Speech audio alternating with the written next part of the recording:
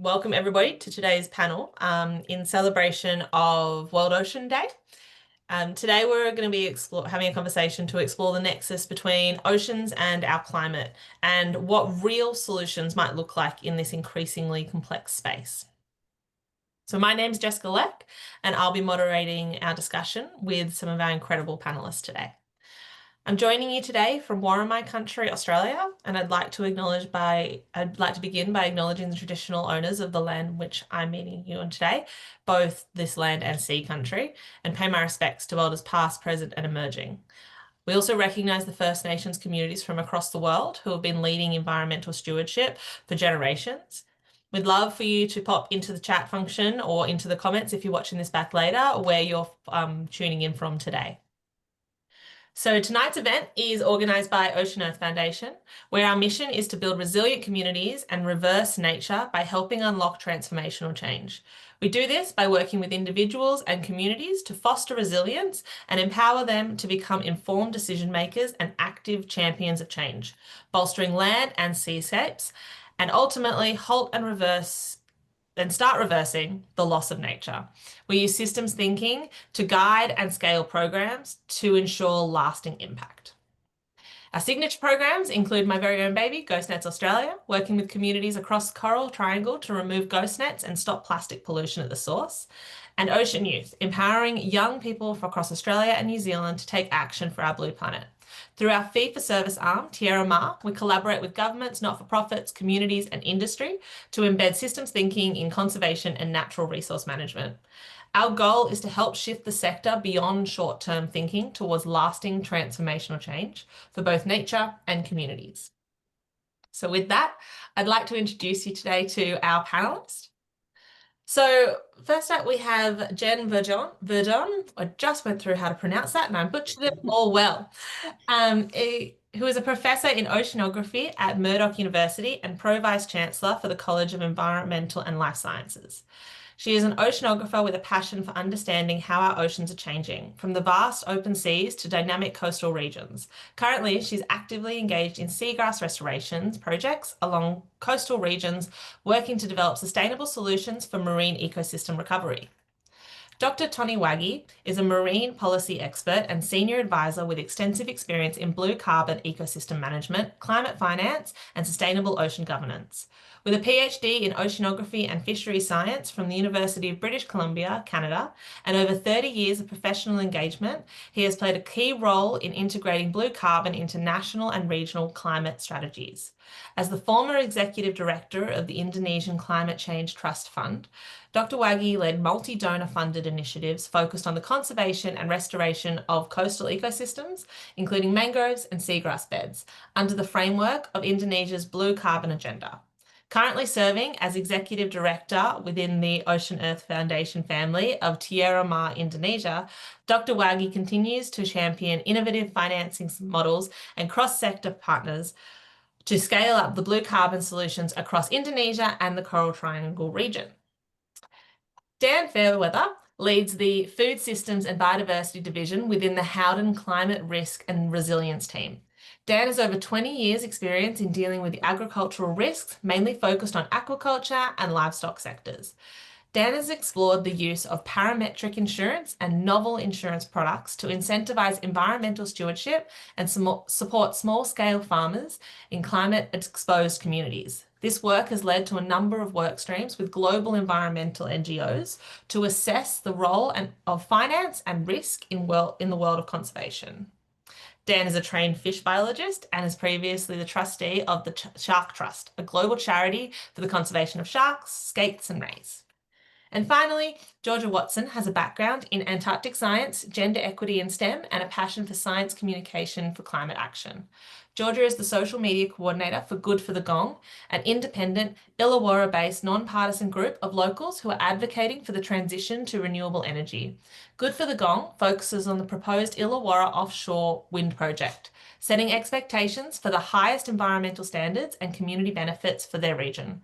Georgia's priorities are around sharing evidence-based factual information, highlighting positive stories from local voices, and platforming expert opinions from trusted sources in an effort to curb the dis and misinformation. I was lucky enough to meet both Georgia and Jen recently when we participated in the Transformational Leadership Initiative Homeward Bound, which supports women and non-binary leaders in STEM backgrounds to deliver collaborative, inclusive, and trusted legacy-minded leadership for global issues such as climate change, plastic pollution, and the biodiversity crises. So, with that, before we launch into our discussion, just a little bit of housekeeping. For all those joining online live tonight, we are recording. So those who couldn't make it tonight. During the discussion, if you have any questions, please, as they come to mind, put them into the chat function and we will circle back to them when we get to the Q&A portion of our discussion. So please don't wait till then. Feel free to pop them in the chat as they come to mind. So to start, I'd like to start by asking each of you a question, and we'll start with you, Jen, if that's okay. So from your perspective as an oceanographer, can you help us to understand the true scale and complexity of the climate-ocean relationship? And what are some of the biggest changes you've witnessed over your career? That's a good question and a big question. So as we know, that the Earth, of course, our blue planet, consists of 70% of water, right? So it's a really big issue. The ocean is our major lifeline, so to speak. And the complexity of that relationship lies in how deeply interconnected and how dynamic the ocean is. So we can break that down perhaps in a few topics. So, and how it's changed over the past few decades, actually. So it's quite a while that it's been going on. So as a climate regulator, so the ocean as a climate regulator, it absorbs more than 90% of the excess heat that's trapped in as our greenhouse gases, for example. It also takes about 25 to 30% of carbon dioxide emissions annually. And that immense heat and carbon buffering capacity makes the ocean a crucial climate stabilizer under normal circumstances, but at a cost, right? So the change that we've observed is that we're seeing dramatic ocean warming, particularly in the upper 700 meters. So there are articles out there that the fish are swimming deeper to avoid that, for example.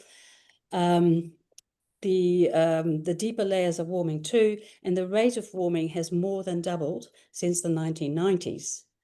Okay, so I was in the Arctic in 96, and we noticed the decline of ice formation in the Arctic as well.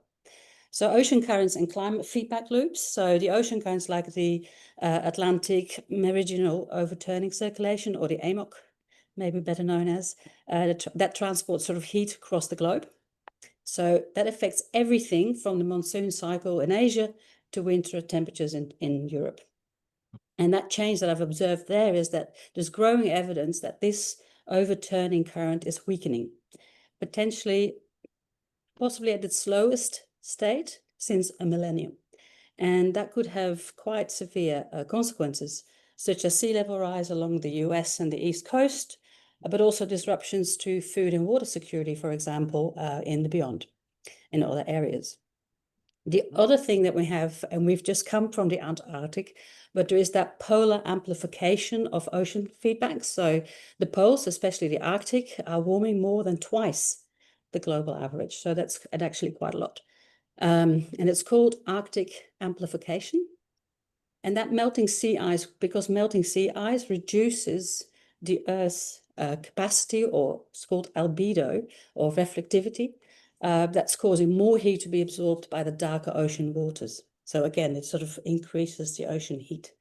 So the change that's sort of occurring is that the summer Arctic sea ice extent has declined by about 13% per decade since late 1970s, roughly. And the thinner, younger ice now dominates. And we are nearing a state where ice-free Arctic summers are occurring within decades. So that's a shift. Yeah, any ecosystem shifts, ocean acidification is one, where since pre-industrial times, we see that the ocean has become about 30% more acidic. And that is already impacting coral reefs as well, because the formation of coral, or the calcium holding materials, are less. And then, of course, sea level rise and extreme events are increasing as well. So thermal expansion of seawater. So when water gets warmer, it expands. So that leads to sea level rise, as well as the melting land ice. So The ice that's already in the sea has only a 3% or so effect on sea level rise, but that land, and we passed one of those icebergs, if you can recall, one of the largest ones of those ice shelves, that was already on the water. But if the actual Antarctic continental ice melts off that will actually increase sea level rise. And it's risen about 20 centimeters since the 1900s already. So that's another thing that would change. But basically, what makes the climate-ocean system so complex is the mismatch in timescales.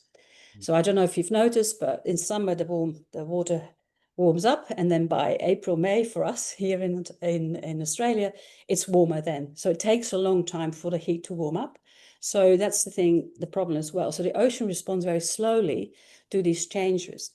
So because we've been having these changes for centuries now, as a result, the effects that we are witnessing now is basically from emissions decades ago. And that also means that opportunity to reverse those changes, that window is shortening. And that's basically, that impact is really severe. So we need to really look at that. So if I had to summarize that, so the ocean basically has moved from being a silent buffer of the things that we do into industrial ways to an amplifier of climate change. Thank you. Thanks so much, Jen. And yeah, I can't even imagine what it'd been like over your career to actually get to see that silent, out of sight, out of mind, we don't notice it, and you've actually got to witness it firsthand. Okay, thank you. So, Tonny, I'll throw to you now. You've been deeply involved in the development of the blue carbon sector. Can you help us to understand the current state of the industry and its potential to contribute meaningfully to climate mitigation?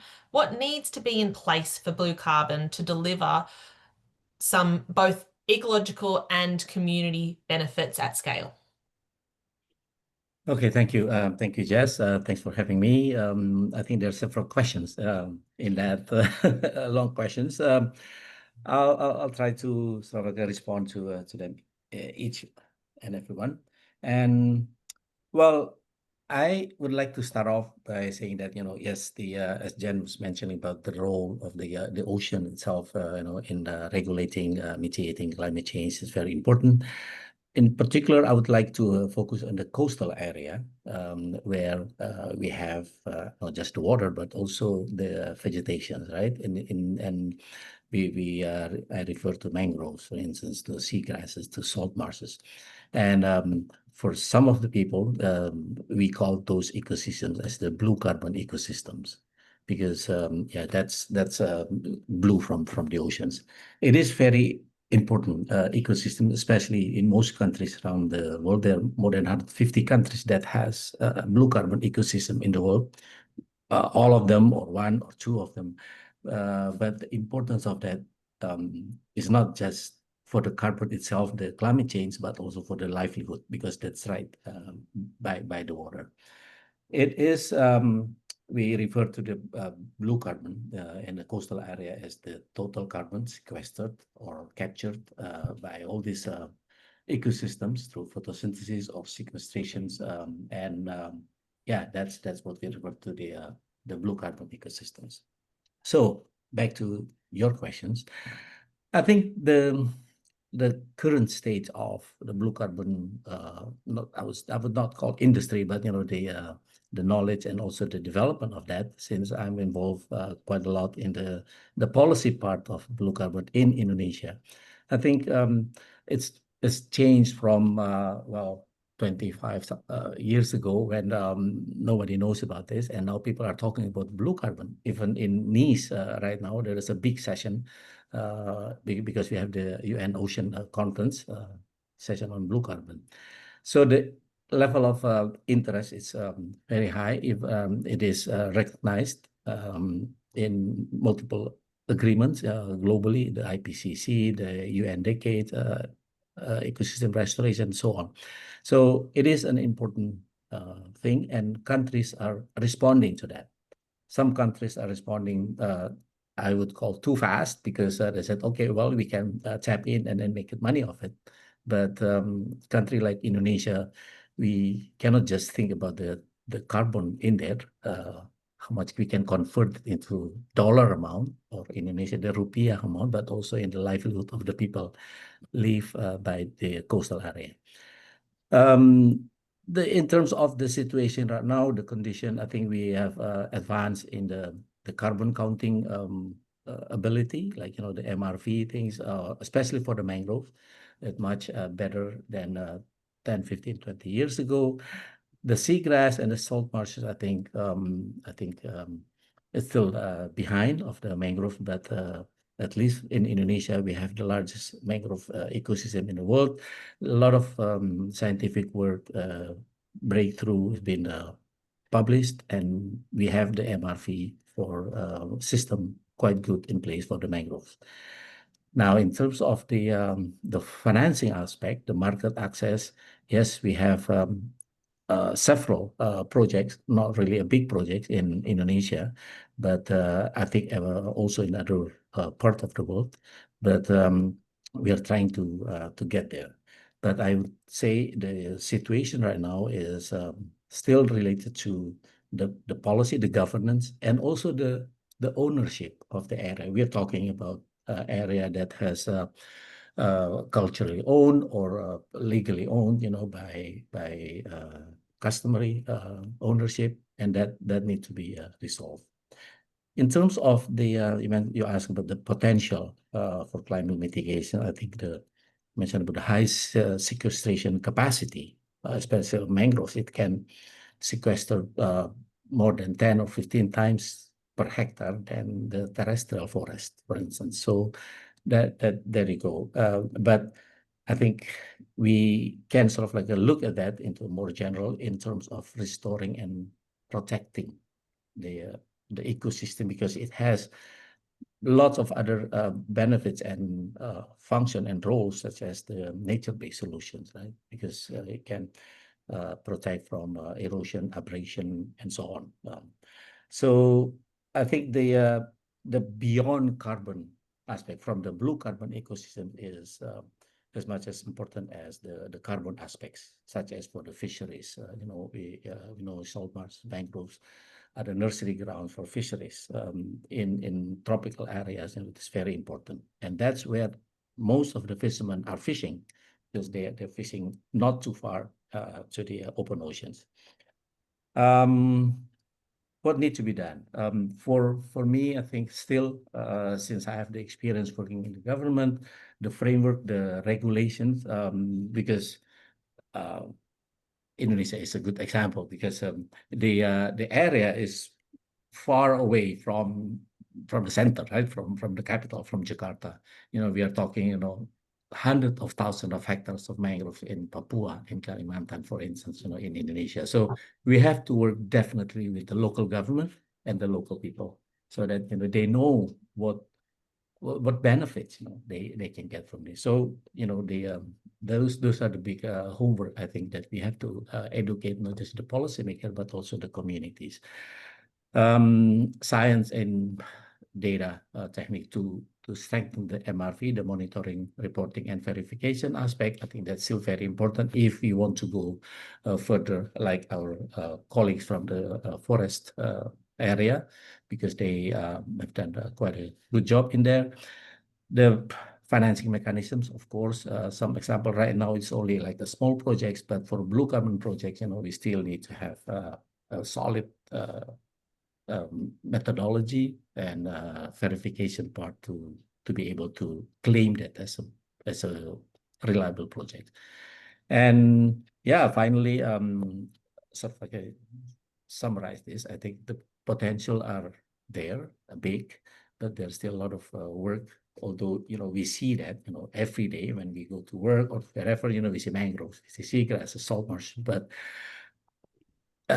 we have to think that as a whole ecosystems, because it's not just the carbon inside or understanding biomass, but also the function this ecosystem can provide to the water and to the people. Thank you. Great, thanks so much, Tonny. And I really like your comment there about the first thing being working with communities at all different scales of government, because yeah, I really do truly believe that if community are on board, then the sustainability of any outcome, it's just going to fall to pieces. So Thank you for highlighting that. All right, Dan, we'll throw to you now. You've worked on some really innovative projects in this field in a, kind of left of field. For those of us who work just in marine science, it feels like a left of field stuff. I was really interested in your work. So my question would be, what role can nature-based solutions play in addressing climate impacts on marine environments? And what do we need to consider to ensure these projects are designed well and deliver real outcomes?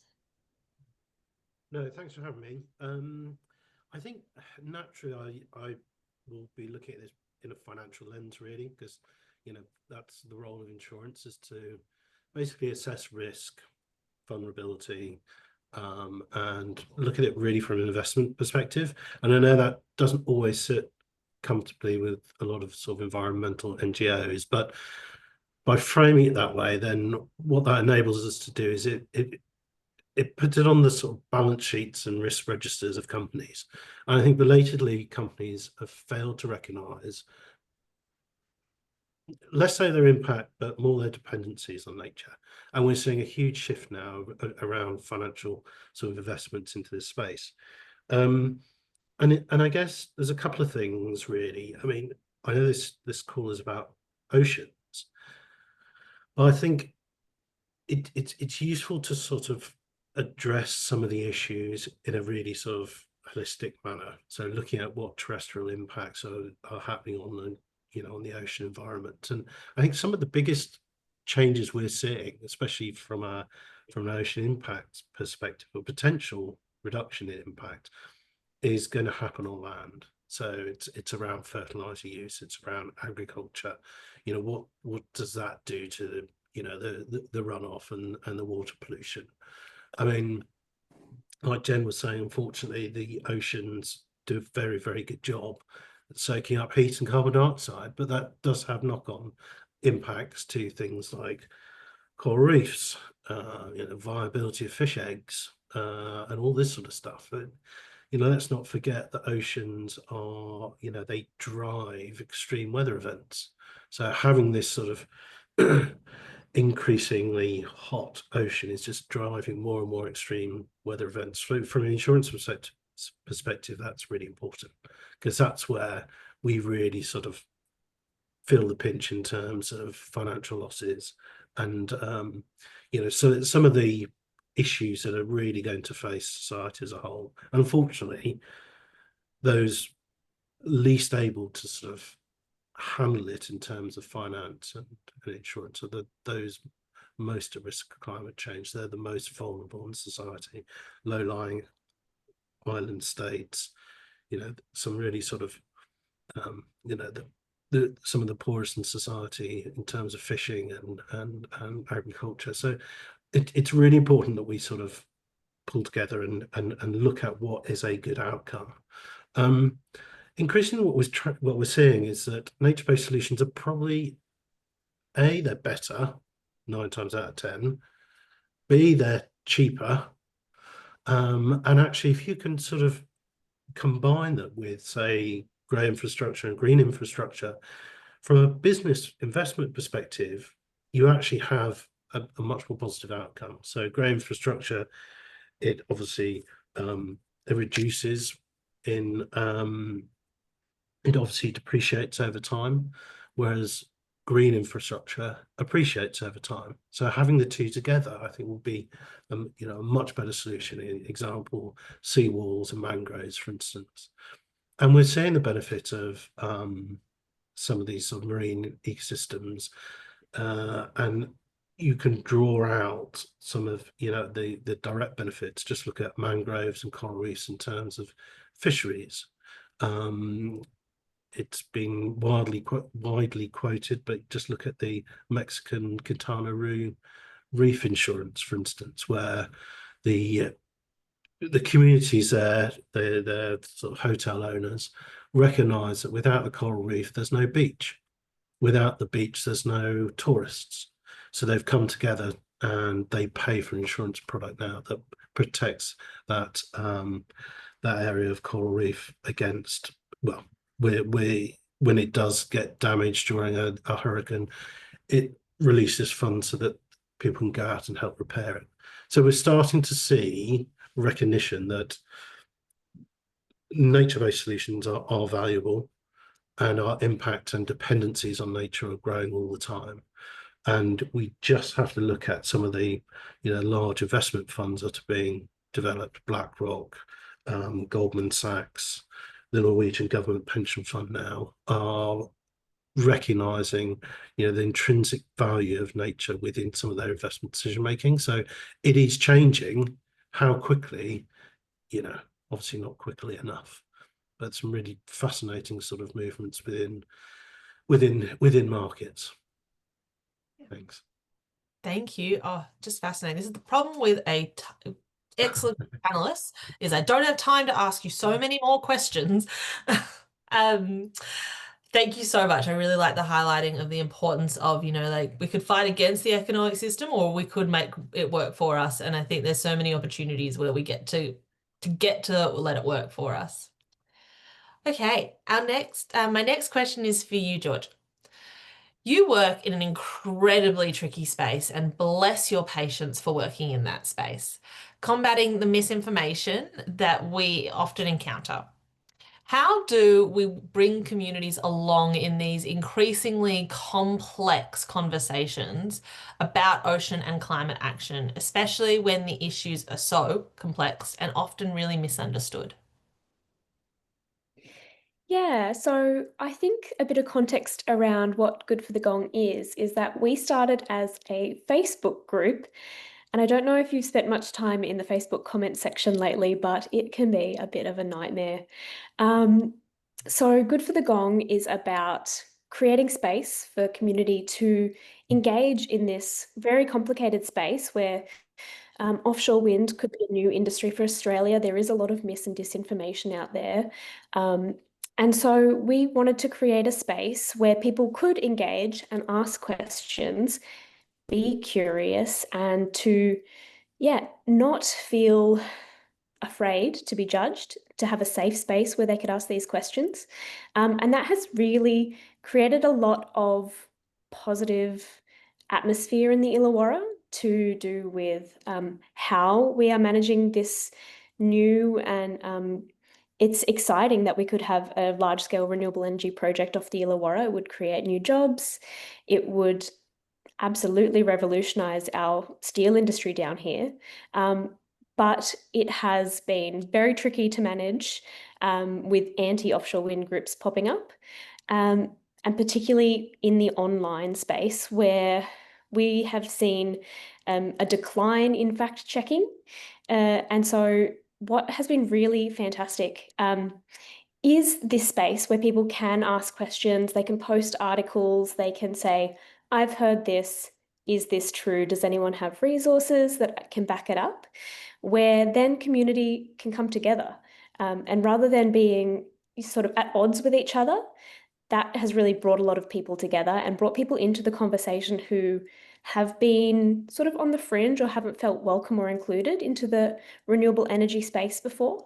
And I think that's really fantastic. That's something that got me involved with Good for the Gong, that real positive atmosphere. And if people have questions, to not shoot it down, it's to really bring people together.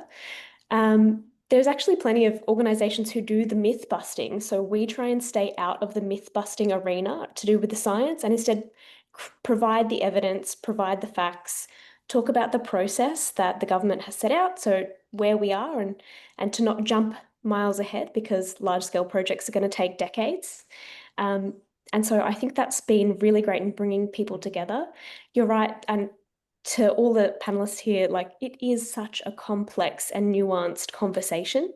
And I think we've seen in Australia particularly a real push towards a binary yes or no, agree or disagree. And that's not where offshore wind is. What we need to say is, yes, if certain environmental conditions are met. Yes, if communities are engaged. Yes, if there are community benefits that have been discussed and agreed to and accepted by the community. And so I think that's where it comes down to real nuance and allowing that space for the yes, if. to come to fruition.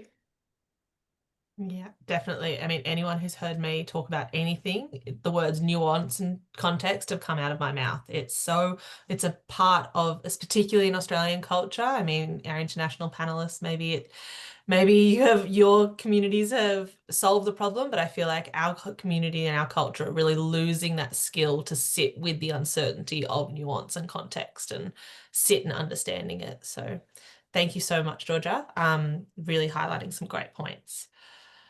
Okay, so the next couple questions, I'd like to open it up to a bit more of a panel discussion. So firstly, we've been having these conversations for many years now. I've had a fairly short career and I feel like I'm getting, sick of the stalemate.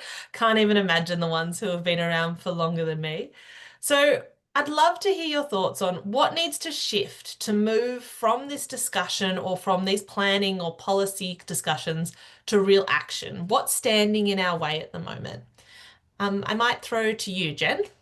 Sure. So I've just come from, the United Nations Ocean Conference is held in Nice at the moment, and we had a pre-meeting with the French embassy here in Perth a couple of weeks ago.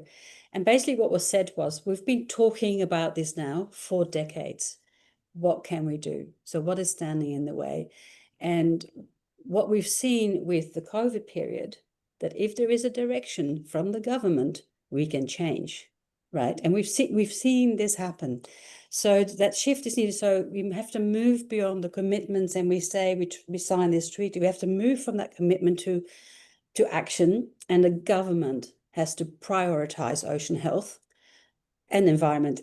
But we're talking about ocean now, but of course it includes everything as a national and a global security, and not just an environmental issue. So we have to shift that culture as well, and they need to be able to listen to scientists, and scientists need to be able to say it in a way that it's understandable for everybody. And I said this with the connectivity in the oceans, and Jess as well, that when you realize that the ocean is surrounded, in terms of Antarctica, it's surrounded by oceans. And what you do in Europe, what we do in Sydney or in Perth or in China, it all ends up there. We are so connected, it's not that far away. So once we realize, we have this realization that what we do in our own little place where we are, it's going to affect everything else in the world. There's no physical boundaries anywhere. I think then we start getting this shift. And also, I think we need to not economize on our nature, because that's what we're doing. In nature, either when things grow, it either levels off, or you have a boom and bust situation. Economic growth cannot keep growing without the cost. So that's what we need to think of, I think. Yeah, definitely.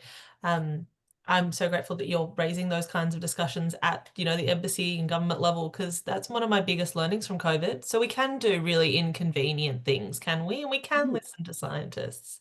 Yeah, definitely. Tonny, did you have any thoughts on what we can do to start moving forward? Yeah, sure. And along the discussion, we have been hearing the role, the action that the government has to take, and that's absolutely true. Because that should be the starting point. But how can the government do this? I've seen a question in the chat room about what the government can do to make sure that do we have enough communication, right? So the government, especially in this, I'm referring to the blue carbon issues. It's a relatively new issues for them, and they need to be educated, and that therefore, in this information that has to be provided in a, I would call it, easy and simple way, right? Of course, you have all the scientific methodologies, the science, but when it comes to the government, they need to be educated in a very easy way. So from there, I think just to make it actionable. So the government has to communicate with all stakeholders. When I say stakeholders in the coastal area, you have the number one, the communities that own the area. They make a living out of that area, the mangrove, the seagrass, and everything. And then comes also the private sectors.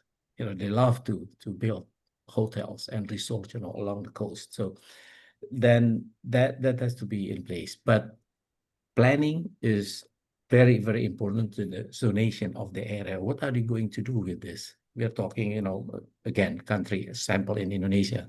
It's more than 17,000 islands, with a lot of mangroves and seagrass. So you have to make sure that, this is for that and that is only for that, So that's something, and communicate that. I like, Georgia, you mentioned about how to communicate, like, to make sure we have all the tools right now, like, you can get from the very top #1 person in the country to the person in the village. You can communicate directly, use that. And those are the actions I would like to see now. There are several initiatives in the area, not just Indonesia, but Timor-Leste and also other countries that have been using that tools to communicate the plan. And it has to be transparent, because otherwise, people won't trust you. The government sometimes make the mistake, they plan A and then they do their life with the B. So that's what I would like to see moving forward with these initiatives. I think there's been a lot of talking. Now it's time for action. Yeah, definitely. Yeah. Yeah. What about you, Dan?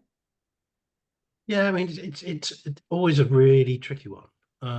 And I think forever, if we look at it from a corporate perspective, we've always just seen nature and oceans as a resource rather than an asset, something, that we get some financial benefit from, instead of something that we sort of protect and sort of guard. And I mean, to come back to the example of the coral reef, I mean, one of the issues we had when we were setting this stuff up is who's going to pay the premium? And you go to fishermen saying, would you pay something for protection of the coral reef? And they'll go, well, no, we don't own it. We'll say to the hotel chain, will you pay something towards the upkeep of the coral reef? Well, we don't manage it. We don't really interact with it. So we need to sort of get away from this fact that that something should be just viewed as a resource, and actually you don't need to own something to have a financial interest in it. And I think as soon as we can get our heads around that, and communities can actually put pressure on governments to say, do you know what, without that coral reef my livelihood goes, without that coral reef the beaches disappear. And suddenly you've got situations where you've got communities on the coast in really exposed areas with no livelihoods. They all head into the cities typically already stretched. So there's a real value in governments understanding the value of sort of healthy operative ecosystems that benefit communities more broadly than just one or two organizations that come in and have got large fishing licenses, or can come in and develop large areas of a region without fully recognizing the financial implications, not only on their own balance sheets, but those of the communities surrounding it. So I think there does need to be recognition that there is financial and healthy well-being aligned to protecting and sort of conserving nature and biodiversity, and that includes the oceans and all the terrestrial processes that go along with it. But I think we are slowly getting there, and governments are seeing it, the financial sector is seeing it, insurers are definitely recognizing it. So hopefully in the not too distant future we'll have some much more sensible conversations around what we're doing. As soon as possible, please. What about you, Georgia? Do you have any thoughts on what we can do now? Oh, absolutely, I do. So I've already mentioned what I think is standing in our way is a lack of accountability on misinformation and the spread of mis and disinformation online particularly. But I would like to focus on something positive. because that's just who I am. And I think adaptability can really help us in this move from discussion to action. So an example I'd like to give is here in the Illawarra, the proposed offshore wind zone. That is still large-scale renewable energy projects, still 10 to 15 years off. In Australia, we've just had a federal election where the Australian community said a big absolutely not to nuclear. And one of the reasons for that was because it is so far away and we need results now. And so what we've had in the last fortnight here in the Illawarra is that we've been re-announced as a renewable energy zone focusing on urban infrastructure. So we're looking at electric vehicles, batteries on houses, and we're looking at solar and uptake of these, and electrification as well of the home. And so that was in response to the community engagement. We're still in that phase when we're looking at the offshore wind project of engaging community, and the government is assessing the feedback. But that feedback said, let's do it now. And so they've come back and adapted. We're still looking at this offshore wind project long term, and that will help our steel industry, a really hard to abate sector, to go green. But the community said, we're ready, let's do it. And so they've adapted. And I think that adaptability and willingness to shift with feedback from community is something that's going to help us get to action really soon. Yeah, definitely. And it's something, it's something you're saying, it's something I'm seeing, have a conversation starting in the chat, and a few of our other panelists have talked about it. That, as well as that adaptability, if I had to answer this question, it's tell your MPs and your representatives what you want, because so often we assume that they're following us, or they've got the same algorithm as us or something. And that engagement with the policy and the government and allowing your voice to be heard, I think can really start to shift that needle and get the government acting on the things that we want. Thanks so much. Okay, and so for our final question tonight before we open up to a Q&A, I would love to leave it on a positive, as I'm trying the best to do, so my question would be, what gives you hope? Can you share any success story that you've seen that you'd really like to see scaled and where you see that hope? I'll start with you now, Daniel. I'll shift up the order a little bit. Okay, that really gives me hope. Wow. I mean, to be honest, there's actually lots. I think just to bring it back to the energy sort of sector for a second, I mean, the economics now just don't make sense to continue in sort of carbon-based sectors. Renewable energy is by far the cheapest way of producing energy now. I mean, the economics stack up. So irrespective of who says what, in places like the US, the economics speak for themselves. And so I think we're at this tipping point now where we recognize that actually it's not just a case of do you believe it or not, or do you believe, with climate change, it doesn't really matter. Do you want cheap electricity and do you want lots of it? Which is ultimately what we need to get to, because fortunately our energy requirements are going up and up and up. But actually, we're seeing huge sort of strides being made in decarbonising some of our transport systems, some of the batteries that are emerging. And listen, we're not there yet. There's some real issues. But I think also investment into sort of nature-based carbon projects. I think there's a shift now from investors needing more than just carbon. And I think we're seeing this this convergence of the sort of carbon credit market and the pretty nascent but growing biodiversity credit market. And I think what you're seeing is people recognizing that actually nature can do a huge amount of the heavy lifting in terms of soil carbon drawdown, but they want more than just carbon. You can't have large swathes of spruce trees up in Scotland that are devoid of nature. You need something that gives you, a carbon benefit, a biodiversity benefit, a water benefit, a social benefit. And I think there's recognition especially within the finance sector, that diversity makes sense. I mean, if you speak to a banker and an insurer, they recognize that the value of diversity. That's why they have portfolios. So biodiversity is definitely something that is high on the list of things that they're looking to support. Great. Thank you so much. Tonny, how about you? Can you think of a project that you'd like to see scaled and with that success story? Yeah, I'll give you an example of the project that I just recently involved from my previous role in the Indonesia Climate Change Trust Fund. I think this is we don't call it as a blue carbon project, but it's a payment for ecosystem process. But the payment for ecosystem sort of like a process and a system is so sort of the small scale, and we have the ability to benefit the local government, the local people, and with less involvement of the local government whatsoever. So that's something that I would like to highlight, the work that we do in North Sulawesi, in Indonesia, northern part of Sulawesi. But that I would like to see the small scale projects, as one that you can upscale and then make it larger in several areas, because we have a similar situations, in so many different islands here, and I guess also in other tropical countries.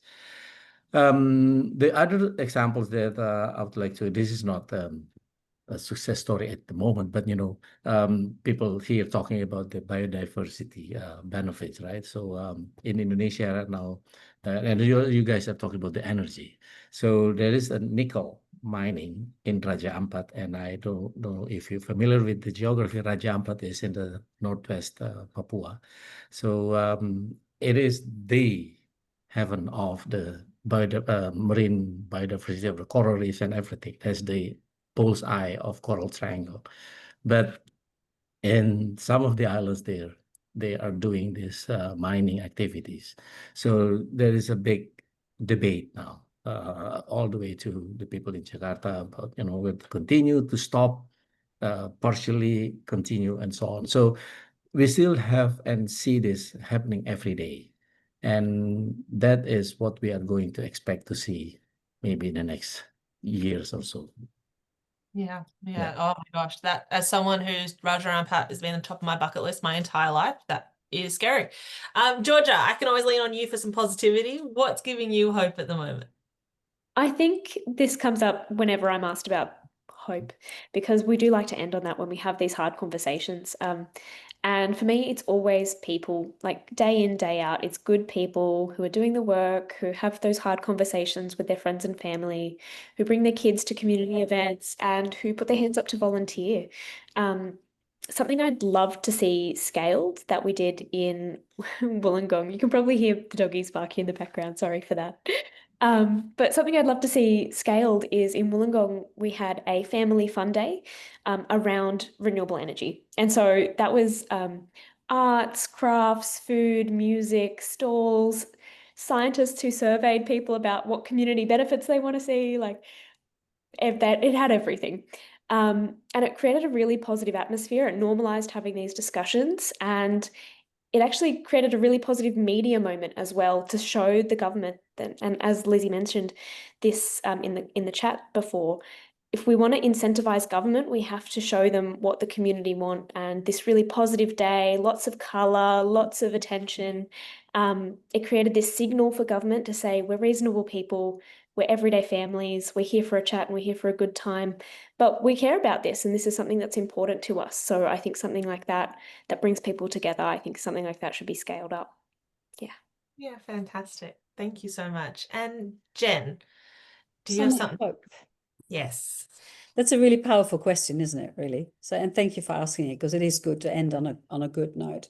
So since I've been involved in seagrass restoration here off the coast of Western Australia, mainly, where we've planted 3.5 hectares of seagrass on a sandbank, and it's completely covered now. So natural recruitment took place. So seedlings and seeds came into that area, covering the entire area. So even though we know that seagrasses tend to grow slower than you would normally think, but within 3 years, we had flowering plants. We had, because I don't know, for the non-informed about seagrasses, they are flowering plants. So that's an important thing to realize underwater. So they have fertilization happening, there's pollen going everywhere. So that's an important thing. And they had flowering plants after 3 years, and within 4 years, for example, all the little critters that live within the sand in normal meadows or seagrass meadows, they came back within that space. So that's just 3.5 hectares. It's one of the biggest programs here in the world still in terms of planting with adult plants. I'd love to scale that up, and we're doing that. We're working with a lot of the traditional fishing owners as well along the coast in Shark Bay as well, northwest, where they've had some influence in the climate change and the level of ocean warming. So we're really successful now in actually creating those techniques, working with all these groups and the communities, and they are so enthusiastic. When I go there with my bucket collecting seedlings on the beach, people ask me what I'm doing, and they get a bucket and they start collecting things. So if we can group all together with everyone, I think that's, it's like an ecotourism thing. We can make that happen, by collecting all these things and basically all have a part. It's like planting trees here on land. We can do that underwater as well. And I think if we can get the same, attitude from the community to participate, that's fantastic. So I think we're on the way there. Yeah, that's a beautiful story. And it reminds me of something that someone said to me recently. And I've always had an issue with the finishing of hope because it feels tokenistic and sugarcoating to me. But someone recently told me that hope is an action word. It's not just, a feeling, but it should be an action. And hearing those kinds of stories, that kind of, reassures me that people are using hope to do good, not just to sugarcoat it. So that's really beautiful. Thank you for sharing that.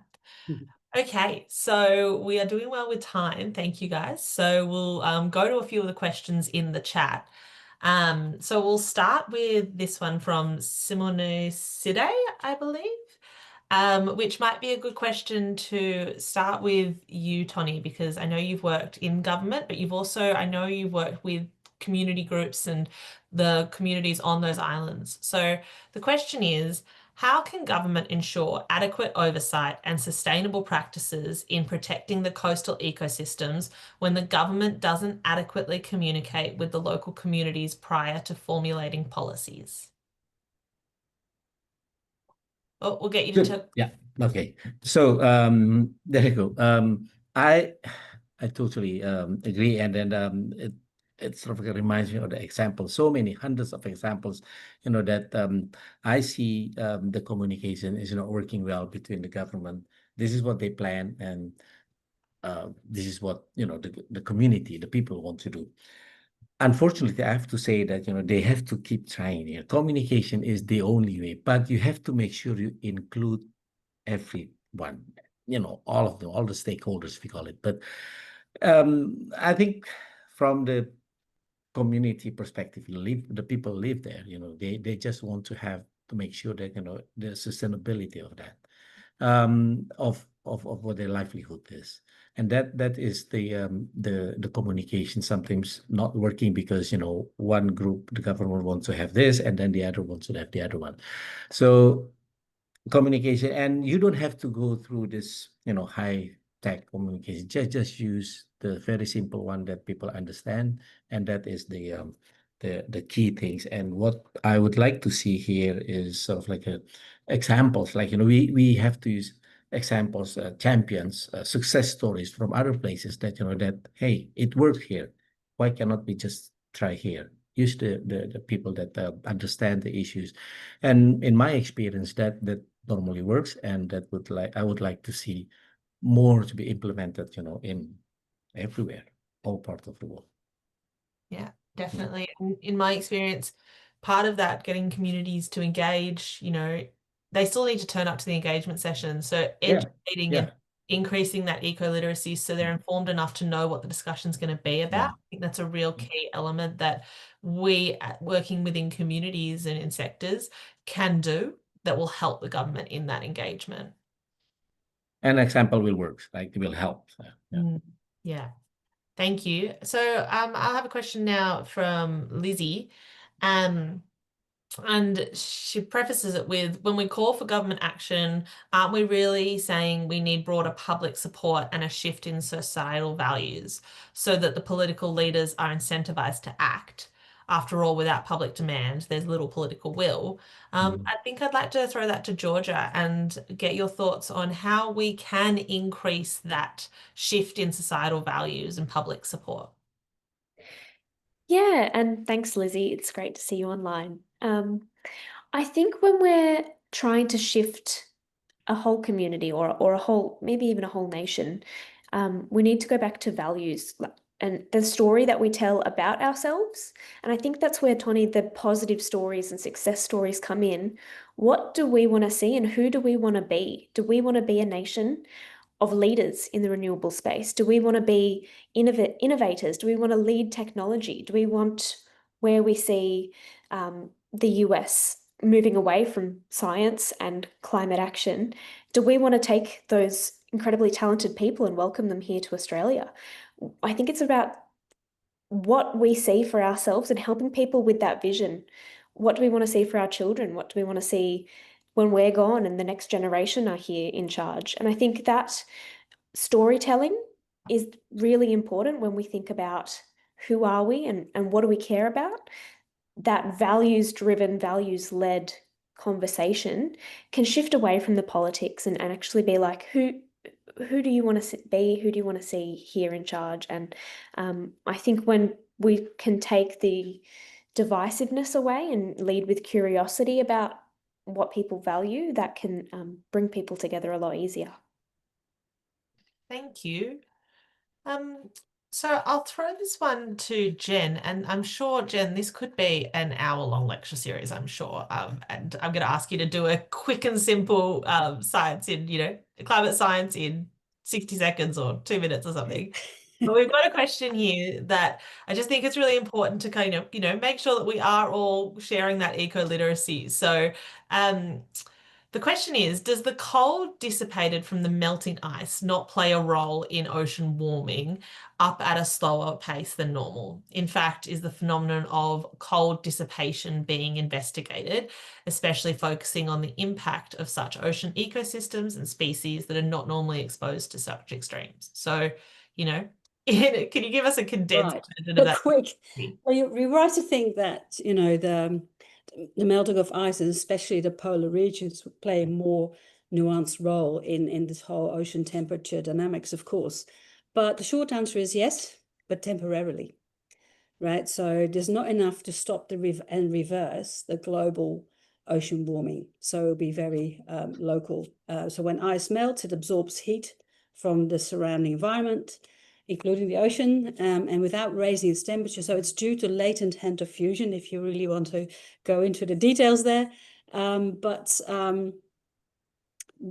the energy required to change ice into water without the temperature change, and that energy dissipates, is basically a sense that it's used up in the transition, so effectively cooling the surrounding water. So it's only temporarily. That's in brief, if that makes sense to everyone. Yeah, so cold dissipation from melting does play a role, but only temporarily and locally, in fact, where it's actually melting. But the effect basically is not enough to stop global ocean heating. Great. And it has been investigated, yes, quite deeply. You can see it sometimes in the impacts of ecosystems are significant.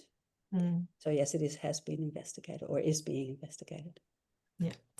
Okay, thank you so much. I did have another question for Dan, but I can see that Dan is wonderful and replying in the chat. So I might keep us on time and not throw to Dan. And instead, I'll wrap it up by saying thank you so much to all of our panelists for joining tonight and sharing your insights and your experiences, and for everyone who's joined online or that's watching back later for being part of the conversation.